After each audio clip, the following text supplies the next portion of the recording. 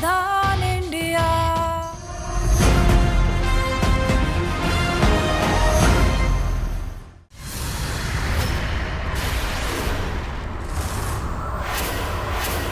जैसा कि आप देख पा रहे हैं कि ये सारे लोग जहरीली शराब पीने से मरे, लेकिन किसी के हाथ में पन्नी या सादा बोतल नहीं, बल्कि इसी शहर में बने विदेशी शराब की मशहूर ब्रांड ऑरेंज मार्ट की बोतल है। तो मतलब साफ है कि ऐसा कोई गिरोह शहर में सक्रिय है जो ना सिर्फ जहरीली शराब बनाता है बल्कि उसको ब्रांडेड शराब की बोतल भरकर उसे बेचता भी है। मेरे पीछे यह मकान देख रहे हैं आप, इसी मकान के आंगन में बनाई जाती थी वो जहरीली शराब, जिसको पीकर मासूम मजदूरों की मौत हो गई। ज्ञात सूत्रों से पता चला है कि गिरोह के बाकी सदस्य तो भाग निकले, पर गिरोह का मुखिया पकड़ा गया है।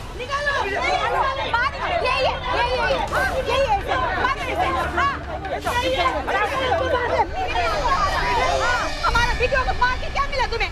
हाँ? क्या बिगाड़ा था उसने तुम्हारा? तुम दिखते हो तो मासूम हो, पर जहरीली शराब बेचने का धंधा क्यों चलाती हो?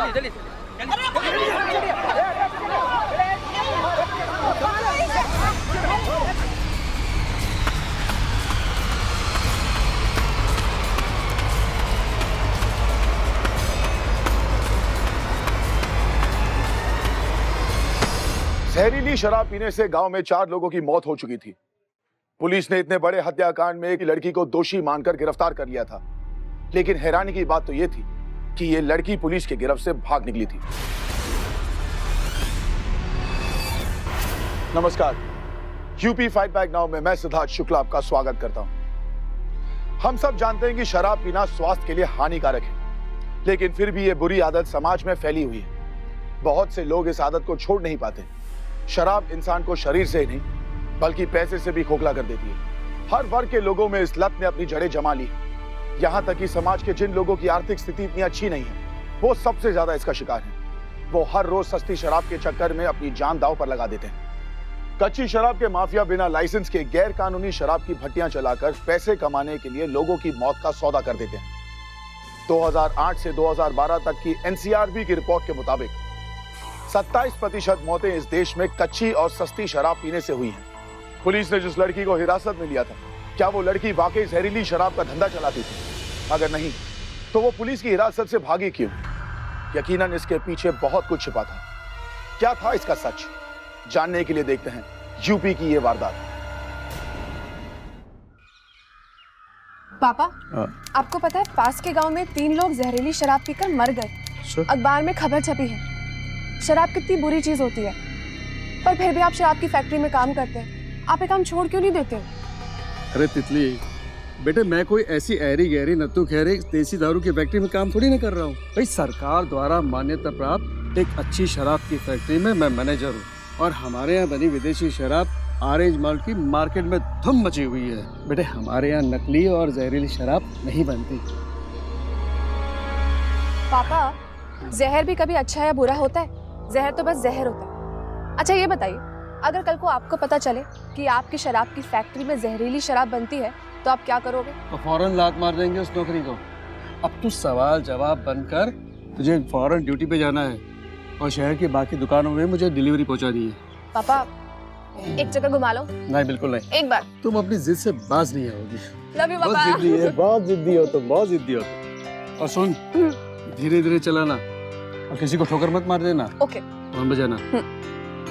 चल, और जल्दी आओ। ये टिफिन आप पकड़िए। अरे बाबा बाबा बाबा, आराम से। लो हेलमेट चला, हेलमेट।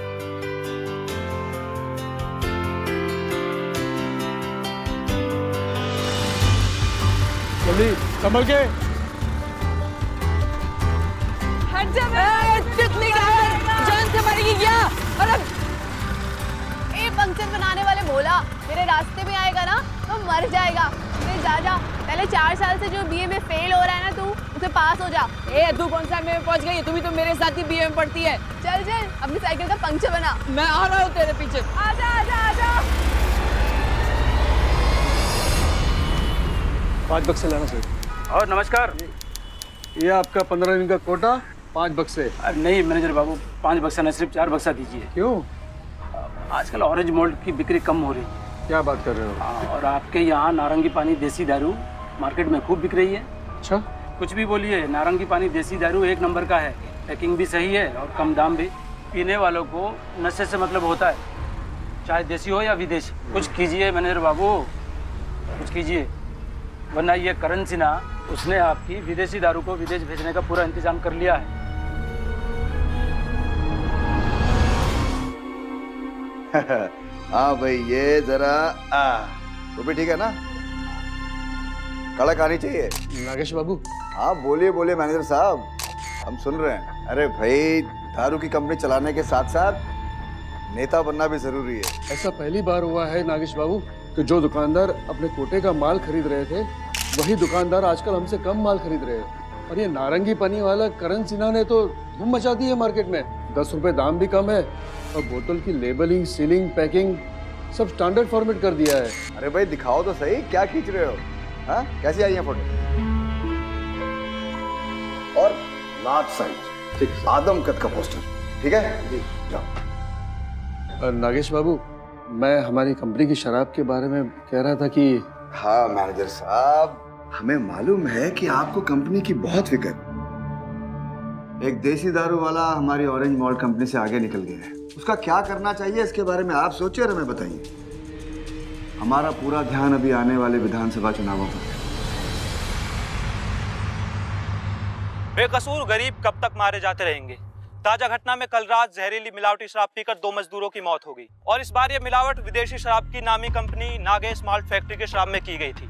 आप अपने टीवी पर साफ साफ देख सकते हैं कि मृतकों के आसपास ऑरेंज माल्ट की खाली बोतलें पड़ी हुई हैं। कैमरामैन रोहित रस्तोगी के साथ अमित तोंगर। अब नारंगी पानी मार्केट का राजा, ऑरेंज मार्ट का बज गया बाजा।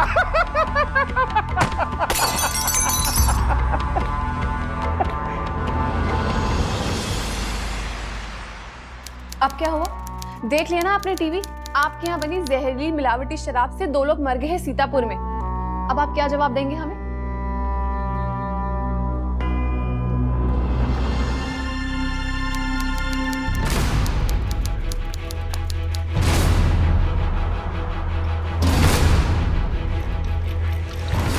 देसी ठर्रा है ये, मिलावटी जहर।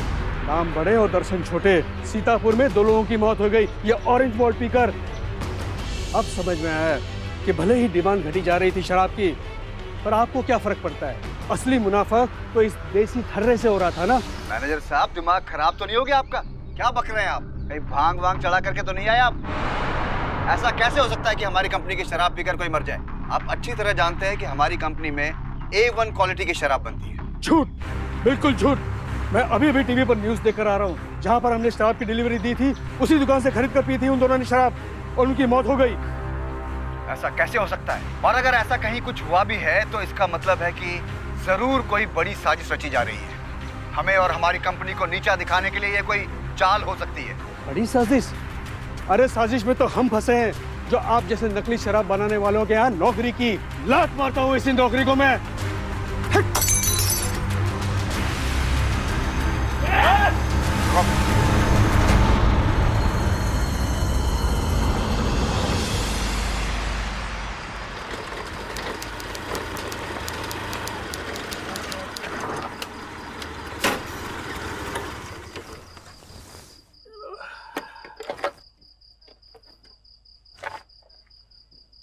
नमस्कार मैनेजर बाबू। अरे भैया, एक पान बना मस्त फर्स्ट क्लास। हाँ, काला पीला कीमम डाल के बनाना। हाँ, क्या बात है मैनेजर बाबू, आज बड़े मूड में लग रहे हैं। अरे काहे का मैनेजर बाबू, लात मारा है उस नौकरी को। देसी शराब का अवैध काम हो रहा था वहाँ पर, इसलिए। भैया जी, सस्ती वाली वो ऑरेंज माल्ट दो ना। चल भाग यहाँ से, कि तुमको दारू का दुकान दिखाई दे रहा है? कभी देखा है असली वाला ऑरेंज माल्ट? 300 रुपया में मिलता है, 100 रुपया में नहीं। चल भाग यहाँ से।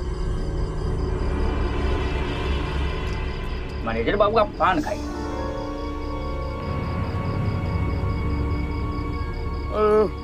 बबलू भैया, ये लो तुम्हारे पान के 10 रुपए। धन्यवाद। करते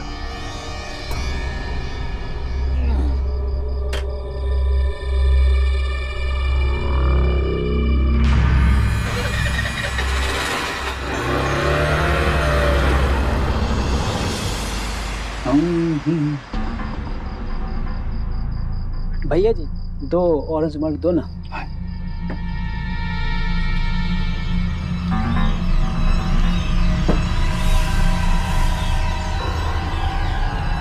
₹200 दे। रुक। ये सेल, ये लेबर, ये लोगो, ये सब क्या है? मैनेजर बाबू वो रुक रुक। हाँ? मैनेजर बाबू बता, इसमें देसी दारू है ना? हाँ? नहीं बताएगा? नहीं बताएगा तो थाने चल के बताएगा ना तू? हाँ? अरे मैनेजर बाबू पुलिस को कहा बुला रहे हैं, बाल बच्चे वाले आदमी हैं हम। तो फिर बता जल्दी। बताते हैं। ये जो नकली ऑरेंज माल्ट है ना, वो करण सिन्हा अपनी भट्टी में बनाता है। करण? मगर कैसे? ये सेल लोगो ये सब कहाँ से लाता है वो तो हम नहीं जानते, लेकिन जो वो तालाब के पास खाली जमीन है ना, उसी पर है उसकी अवैध भट्टी। बाकी आप पता लगा लीजिए।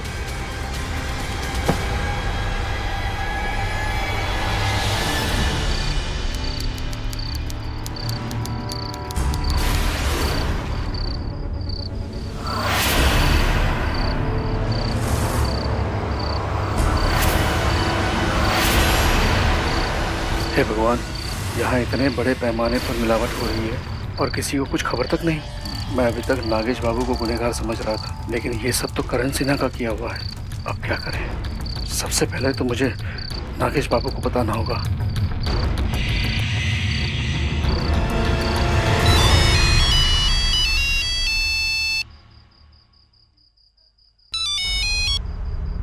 क्या बात है मैनेजर साहब, अभी भी बेइज्जती पूरी नहीं हुई जो फिर से फोन कर दिया आपने? नागेश बाबू, मैं बहुत शर्मिंदा हूँ। मुझे बहुत बड़ी गलतफहमी हो गई, मुझे माफ कर दीजिए। दरअसल सच्चाई कुछ और ही है। क्या बात है?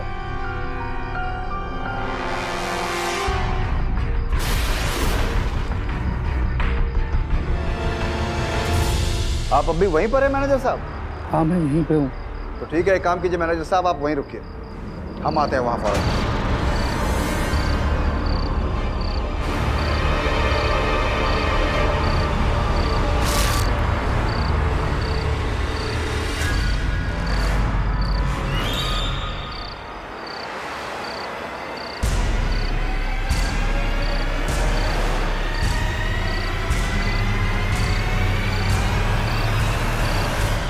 गोपाल, आ रहा हूँ।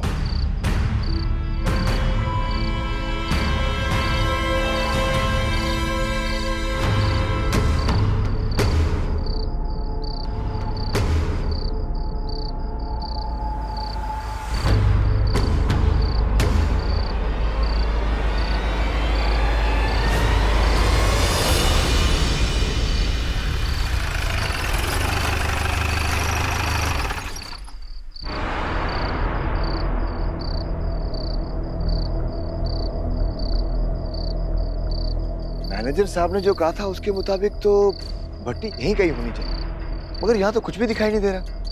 गोपाल, एक काम कर, गाड़ी से टॉर्च लेकर आ। टॉर्च तो नहीं लाया मालिक। ओफो, और अपनी गाड़ी की लाइट भी आज ही खराब होनी थी। सूरज। जी मालिक। जा तो उस तरफ देख। गोपाल, इधर देख तो कोई भट्टी है क्या? हाँ मालिक। मैनेजर साहब, मैनेजर साहब, मधुसूदन जी।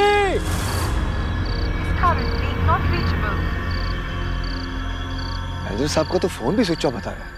मैनेजर साहब, या कहीं उनके साथ कोई अनहोनी तो नहीं घट गई? क्या मैनेजर साहब घर पर आए हैं? नहीं, मिलावटी शराब बनाने वालों की नौकरी छोड़ने गए थे मेरे पापा, अब तक नहीं आए हैं। तुम्हें भी अपने पापा की ही तरह गलतफहमी हो गई है। उनका तो फोन भी बंद आ रहा है तितली। तो फिर कहाँ गए हमारे पापा? तितली, हम भी उन्हें ढूंढ ढूंढ कर परेशान हो चुके हैं। हमें लगता है कि हमें फौरन पुलिस के पास चलना चाहिए। चलो, हम पुलिस के पास चलते हैं। आओ।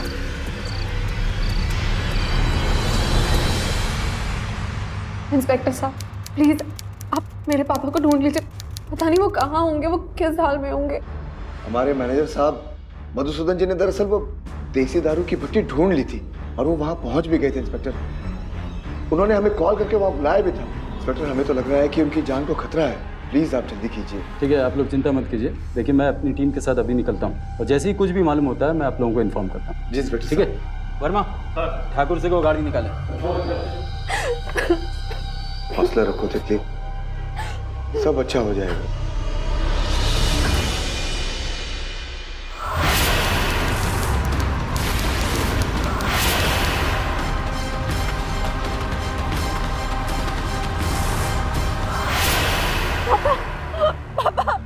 पापा उठिए पापा।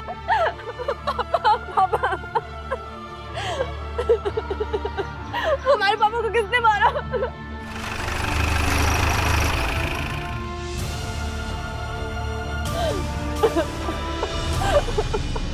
मैनेजर साहब, तितली बेटा रो मत बेटा, सब ठीक हो जाएगा बेटा, रो मत तितली।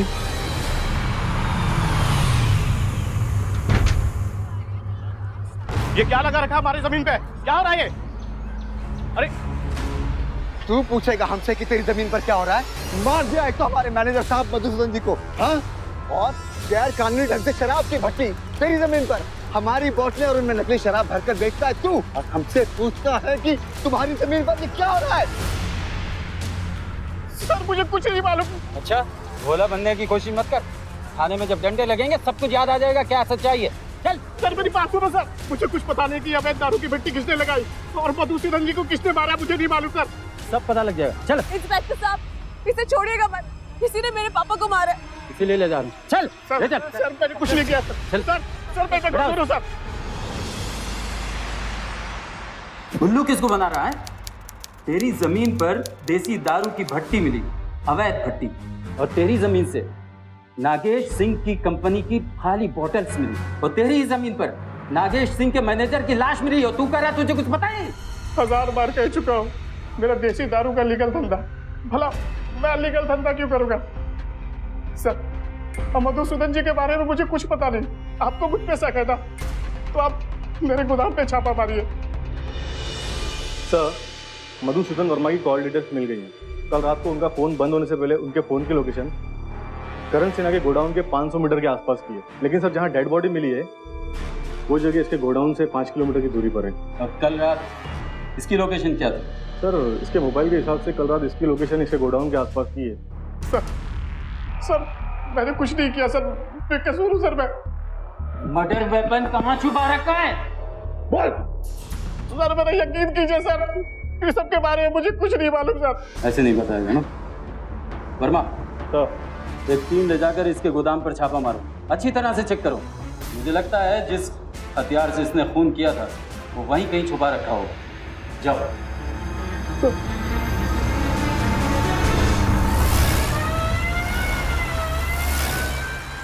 आइए सर। तुम यहाँ देखो जी, तुम यहाँ ढूंढो, कोना कोना छान मारो।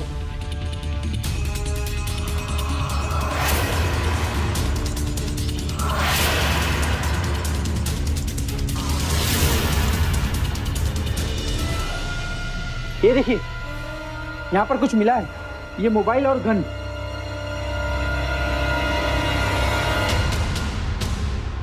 वेरी गुड, चलो जी।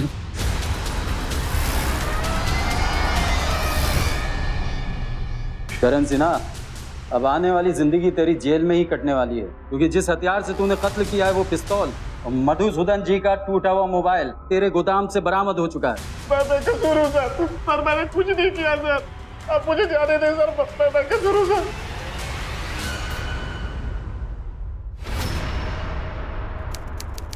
मधुसूदन जी मधुसूदन जी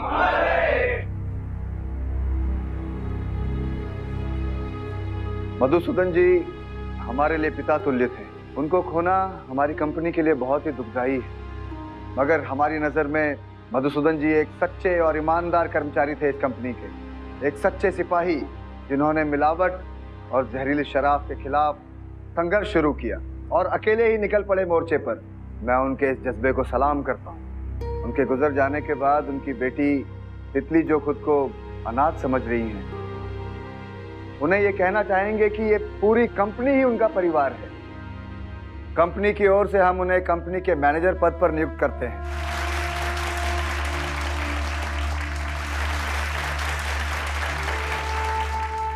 क्योंकि मैनेजर साहब के गुजर जाने के बाद सही मायने में उस पद की असली हकदार यही है।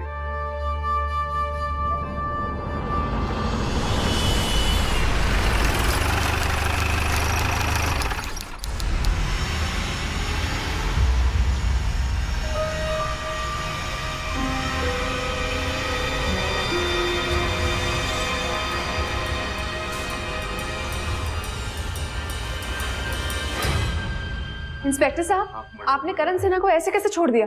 देखिए मैडम, उसने अदालत से जमानत करवाई, पर वो दोषी है।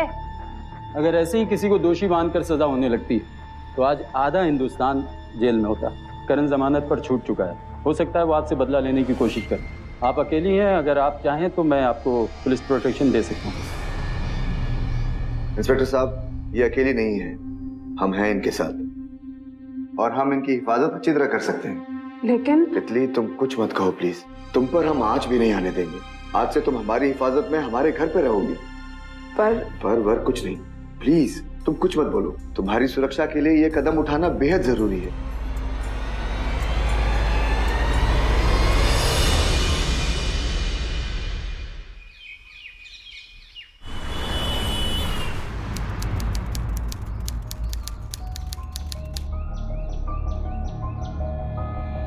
ये तो बहुत बड़ी हेरा फेरी है, इस बारे में बात करनी होगी।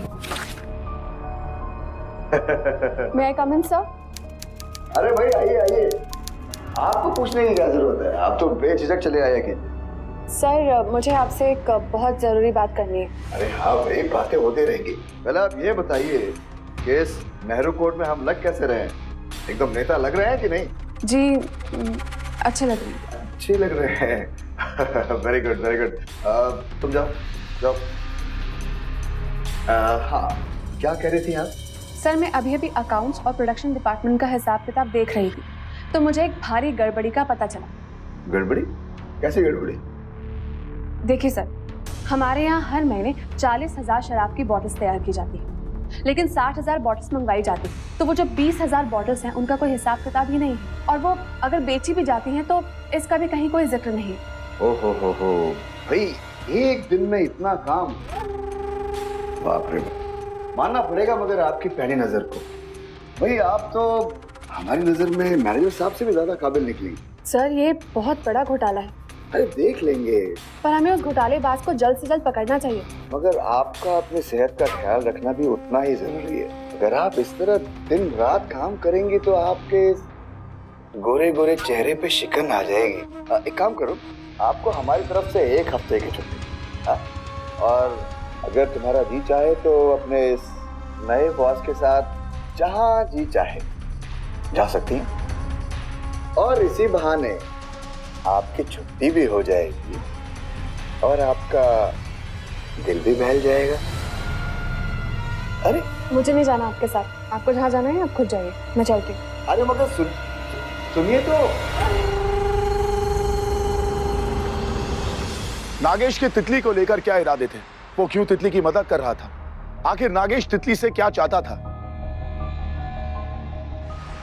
इतने बड़े घोटाले का पर्दाफाश किया हमने, पर नागेश को कोई परवाह तक नहीं। जरूर दाल में कुछ काला है। कहीं नागेश को पता तो नहीं कि कौन है वो घोटालेबाज और उसके घोटाले पर वो पर्दा डाल रहा हो? पता करना होगा।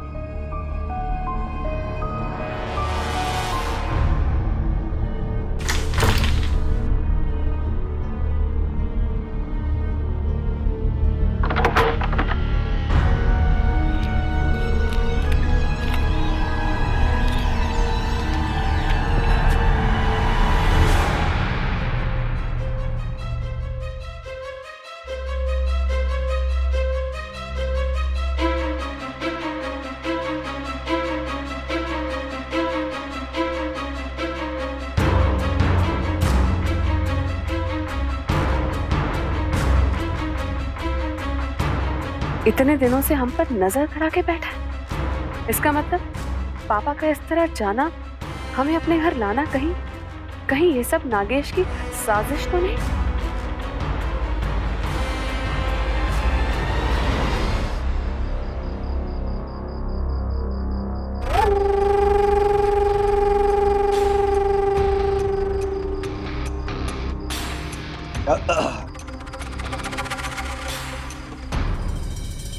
आप यहाँ कैसे?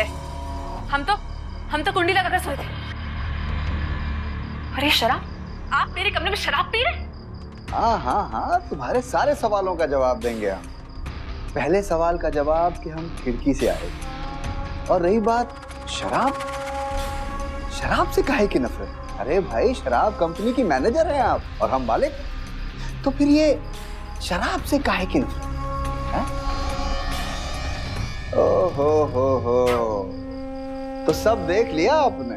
अच्छा हुआ कि खुद ही समझ गई आप सबको। और हमको देखिए, एक हम हैं, कब से परेशान हुए जा रहे हैं, सिर्फ इतना सा बताने के लिए कि बहुत चाहते हैं तुमको।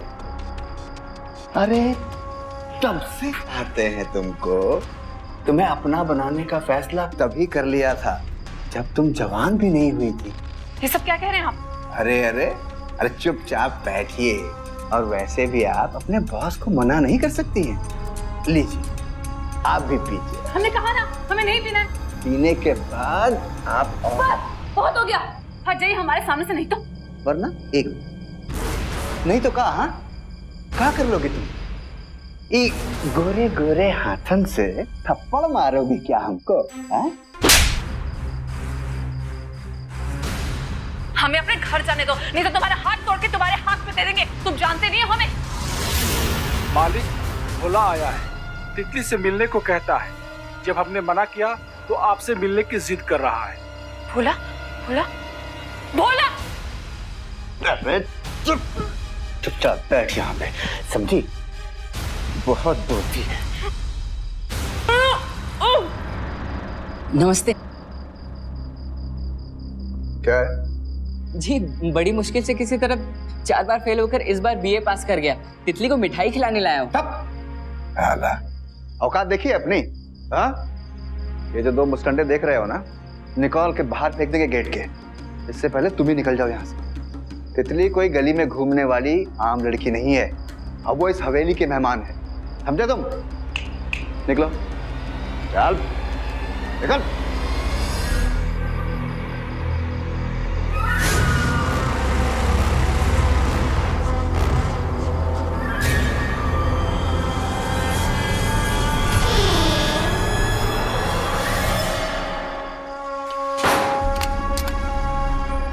होए होए होए होए होए होए, बहुत तरसाया तुमने हमको। अरे बहुत तड़पे, अब नहीं छोड़ूंगा तुमको। बहुत इंतजार कर रहा है। अरे भाई, हम तो समझते रहे कि तुम लाड प्यार से ही मान जाओगी, मगर तुम तो दुलत्ती मारती हो बे। और वैसे भी ना, नागेश को कोई ना नहीं बोलता है। और वैसे भी अब इस पूरे जहान में तुम्हारा है कौन? अरे जहां जाओगी ना, चारों तरफ खाली गिद्ध ही गिद्ध है। अरे हमारे पास तुम सुरक्षित हो रहे हो।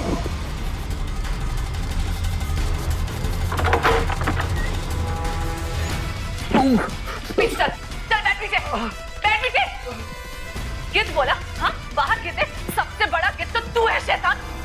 अब हमें सारी बात समझ में आ गई। हाँ, मेरे पापा के खून के पीछे तेरा ही हाथ होगा। तूने अपने गंदे इरादों के चक्कर में ये सब किया ना? हाँ, लेकिन तेरे इस इरादों को मैं कभी कामयाब नहीं होने दूंगी। और हाँ, इनका मेरा पीछा करने की कोशिश की ना, तो तेरी सारी मर्दानगी बाहर निकाल दूंगी, समझा? चल पीछे बैठ। हिलने की कोशिश की तो सीधा तेरे भेजे में। तितली, तुमको तो अलग से बोलना पड़ेगा। चला रख दे, हट जाओ। देखो तितली, अरे रुक, जाने दे उसे। अभी उसने नागेश को जाना ही कहा है। ऐसा जाल फेंकूंगा ना कि फड़फड़ाती हुई वापस उसे इन्हीं बाहों में आना पड़ेगा। जैसा कि आप देख पा रहे हैं कि ये सारे लोग जहरीली शराब पीने से मरे। ज्ञात सूत्रों से पता चला है कि गिरोह के बाकी सदस्य तो भाग निकले, पर गिरोह का मुखिया पकड़ा गया है।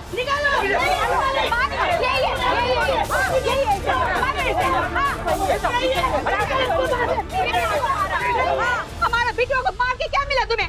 हाँ? क्या बिगाड़ा था उससे तुम्हारा? तुम दिखते तो मासूम हो, पर जहरीली शराब बेचने का धंधा क्यों चलाती हो?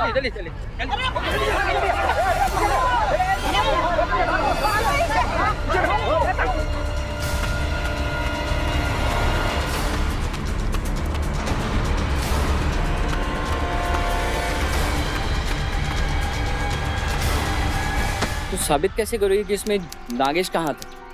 भोला, हम क्या शराब का ठेका चलाते हैं जो हमारे घर से भट्टी और दारू का सामान निकला? इस सब के पीछे उसी नागेश का हाथ है। वही हमें फंसवा रहा है। एक भोली भाली लड़की से हम वांटेड क्रिमिनल बन गए, वो भी रातों रात। हमसे जो होगा हम करेंगे। उस नागेश के खिलाफ हम सबूत इकट्ठा करेंगे। सड़ा देंगे उसे हम जेल में और खुद को बेगुनाह साबित हम करके रहेंगे। तितली के पुलिस कस्टडी से भाग जाने से कई सवाल खड़े हो गए थे। उसका प्लान क्या था? वो क्या करना चाहती थी? या फिर तितली ने मन ही मन में यह ठान लिया था कि उसका मकसद जरूर कामयाब होगा? तितली दुविधा में फंस चुकी थी। एक तरफ उसके पिता की मौत और दूसरी तरफ गैर कानूनी शराब की भट्टी चलाने का केस। पान खाई सैया। कौन सा पान बनाए? पान नहीं चाहिए, मेरे पापा के बारे में जानकारी चाहिए। मधुसूदन वर्मा उस रात आए थे ना यहाँ पान खाने के लिए, क्या पूछ रहे थे? मैंने कुछ नहीं बोले, पान खाए और चले गए। पान की दुकान में शराब नकली है? नहीं नहीं, असली है। वो इसलिए बता सच क्या है, नहीं तो बहुत तकलीफ होगी आपको। बोला बोल। बताते हैं। उस दिन तुम्हारे पिताजी हमारे दुकान पर पान खाने आए थे।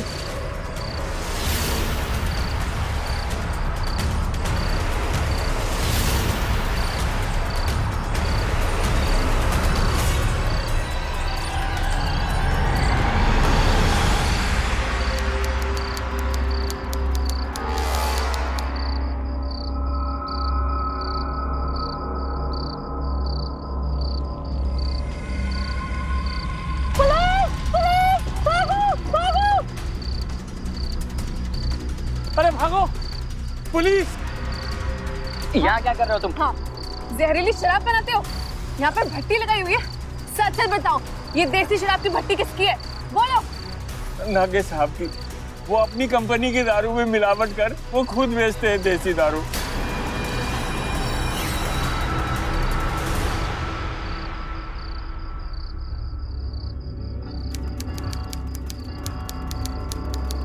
मालिक आपसे मिलने के लिए गिड़गिड़ा रही थी, इसलिए आपके पास लेकर आया। मुझसे बहुत बड़ी गलती हो गई, मुझे माफ कर दीजिए। बस देख ली हमारी ताकत। हाँ?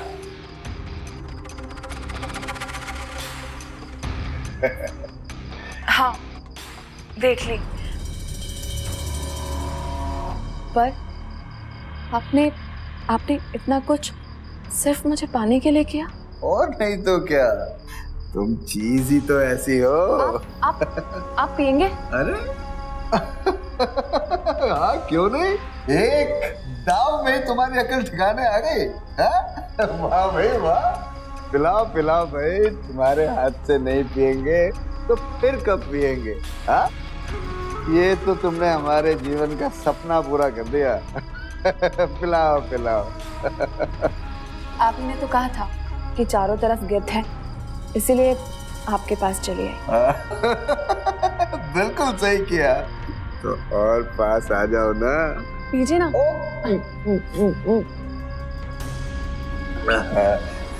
भाई कितना पिलाओगी? कितना पिलाओगी? और वैसे मेरे पापा और करण सिन्हा से आपने छुटकारा कैसे पाया? ओह, तुम्हारे बाप के रहते तुम्हें पाना जरा मुश्किल लग रहा था, और दूसरी तरफ वो करण, वो हमारा कारोबार खराब करने पर तुला था। और बस ऐसे माहौल में एक दिन तुम्हारे पापा आ गए नौकरी को लात मारने के लिए। फिर क्या?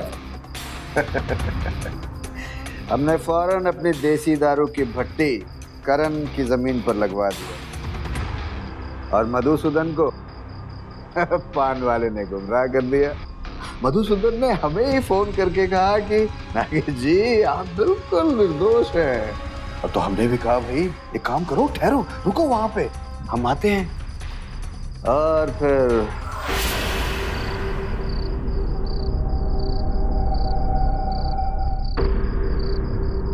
अरे नागेश बाबू, अच्छा अब आ गए।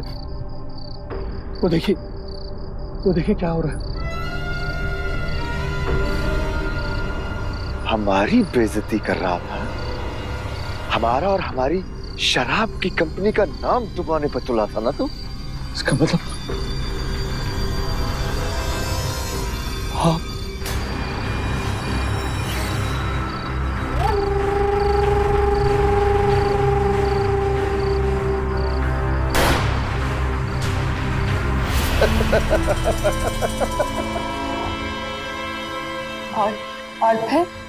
और फिर वो पिस्तौल और मधुसूदन का मोबाइल ले जाकर हमने करण के गोडाउन में छिपा दिया।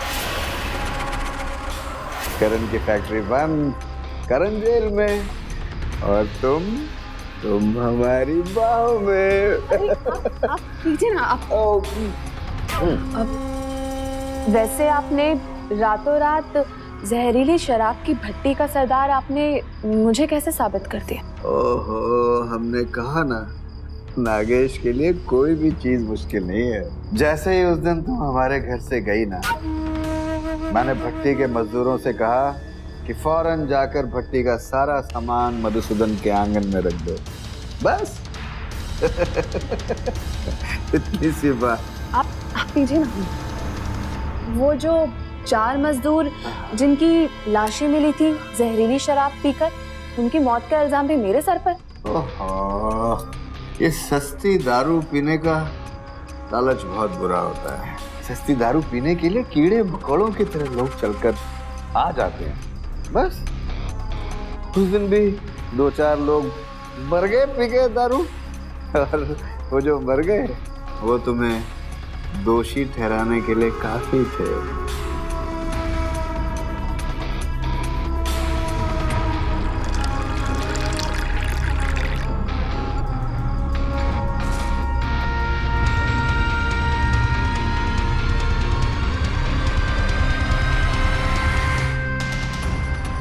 अब तो आ जाओ बाहों में। हाँ? तुम तो बाहों में आती ही नहीं हो।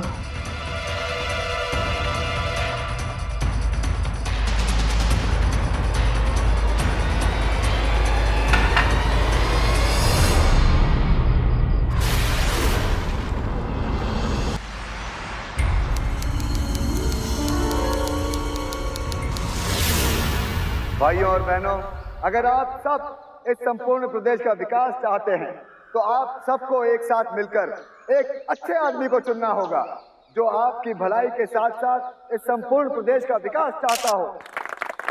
और आज वो आदमी आप सबके सामने खड़ा है। भाइयों और बहनों, आज हमारे साथ इस मंच पर कुछ विधवा बहनें उपस्थित हैं। ये वो विधवा बहनें हैं जिनके पति की मौत पिछले दिनों जहरीली शराब पीकर हो गई थी। हम अपनी ओर से इन विधवा बहनों के लिए 2-2 लाख रुपए की राशि अनुदान में देते हैं।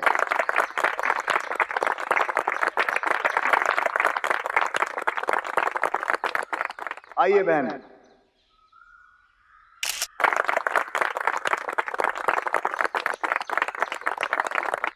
भाइयों और बहनों, आप सबको मिलकर एक साथ एक ऐसे विधायक को चुनना होगा जो विधानसभा में जाकर आप सबकी बात को रख सके और आपके हित की बात कर सके। आपका नेता कैसा हो? आपका नेता कैसा हो? आपका नेता कैसा हो? वो जो 4 मजदूर जिनकी लाशें मिली थी जहरीली शराब पीकर, उनका इल्जाम भी मेरे सर पर। और सस्ती दारू पीने के लिए कीड़े मकोड़ों की तरह लोग चले आते हैं। बस उस दिन 2-4 लोग मर गए, और वो जो 2-4 लोग मरे ना वही तुम्हें दोषी करार करने के लिए काफी थे। आपने मेरे पापा और अपने कंपेटिटर करण सिन्हा से छुटकारा कैसे पाया? अब तुम्हारे बाप के होते तुम्हें पाना जरा मुश्किल लगे, और दूसरी तरफ वो करण, वो हमारा कारोबार खराब करने पर तुला था। हमने फौरन अपनी देसी दारू की भट्टी करण की जमीन पर लगवा दिया, और मधुसूदन को पान वाले ने गुमराह कर दिया। जब तुम्हारे पिताजी नौकरी छोड़कर बाहर निकले, उसी दिन नागेश बाबू का हमारे पास फोन आया और बोले कि उस चिड़िया को ऐसा फंसाओ कि हम सब बेदाग निकल जाए। ये दारू की भट्टी किसकी है? नागेश साहब की। अपनी कंपनी की दारू में मिलावट करके वो खुद बेचते देसी दारू।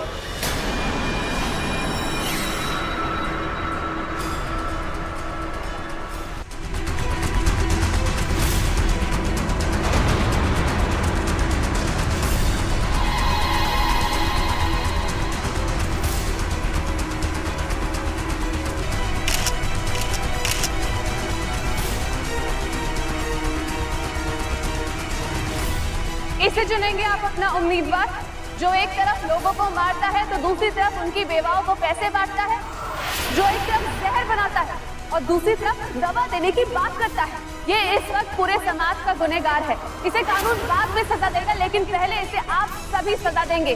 इसलिए आप सब फैसला कीजिए कि इसके साथ क्या करना चाहिए।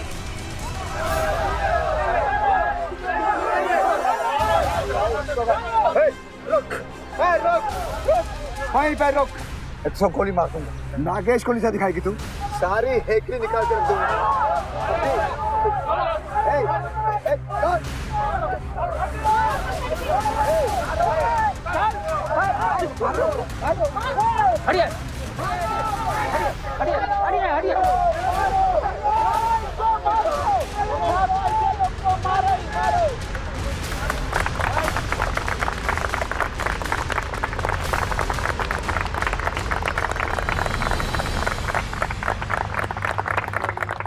ये तितली का हौसला और हिम्मत थी कि आज नागेश जैसा अपराधी सलाखों के पीछे है। उसकी जहरीली शराब ने तितली के अलावा न जाने और कितने परिवारों को उजाड़ दिया। कारोबार की आड़ में गैर कानूनी धंधा करने और जहरीली शराब बनाने और बेचने के जुर्म में prohibition act, factory and transportation act के तहत नागेश सिंह का लाइसेंस कैंसिल कर दिया गया। जहरीली शराब से मरे 4 लोगों की मौत का जिम्मेदार मानते हुए अदालत ने उसे आईपीसी सेक्शन 328 और मधुसूदन वर्मा की हत्या के लिए सेक्शन 302 के तहत दोषी पाया गया। इसके अलावा तितली वर्मा को अपने घर में बंधक बनाने के लिए सेक्शन 367 और मोलेस्टेशन के लिए सेक्शन 354 ABD और करण सिंह को आपराधिक मामले में फंसाने की कोशिश करने के लिए आईपीसी सेक्शन 120B के तहत नागेश सिंह को उम्र कैद की सजा हुई। ये तो जहरीली गैर कानूनी शराब का मामला था, लेकिन जो कानूनन शराब परोस रहे हैं, क्या वो सही हैं? जीवन हमारा है, इसलिए फैसला भी हमें ही करना होगा कि हमें अपना परिवार या समाज प्यारा है या शराब। याद रखिए, शराब कभी अकेली नहीं आती, इसके साथ आती हैं कई बुरी लतें जो इंसान को जाने अनजाने में अपराध के रास्ते ले जाती हैं। जो चीज परिवार और जिंदगी के लिए खतरनाक है वो जहर है, और उसे जहर की तरह अपनी जिंदगी से दूर रखना चाहिए। आपसे फिर मुलाकात होगी जुर्म को मुंह तोड़ जवाब देते हुए एक और सच्ची घटना के साथ। तब तक सावधान यूपी, फाइट बैक नाउ। तो सावधान